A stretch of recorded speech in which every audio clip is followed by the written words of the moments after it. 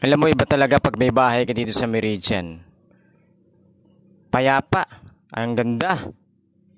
'Di ba? Kung OFW ka, may pangarap ka, magpundar ka. Para rin sa'yo yan. Pag uwi mo ng Pinas, masasabi mo na may nangyari dun sa pag-abroad mo. At isa pa, para rin sa pamilya mo at sa mga anak mo. Yung bahay na pundar mo. Masasabi mong sa'yo. Nakapangalan ito at hindi maagaw ng sino-sino. Diba? Yan yung purpose mo kaya umalis ka ng bansang Pilipinas para makapagpundar ka. Kaya panalo pag meron ka dito sa Meridian Place. Ito yung lungsod ng Cavite. Grabe, mga OFW. Nakikita mo, yung mga bahay na yan, sila ang may-ari niyan. Sila yung nagpatutuo na dapat talagang magpundar habang ikaw ay isang OFW.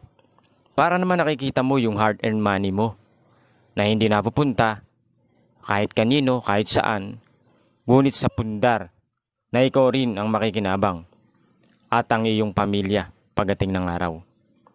Kaya napakaganda. Now, magsimula ka na habang mababa pa. Kasi pag tumaas yan, hindi mo na talaga makakaya.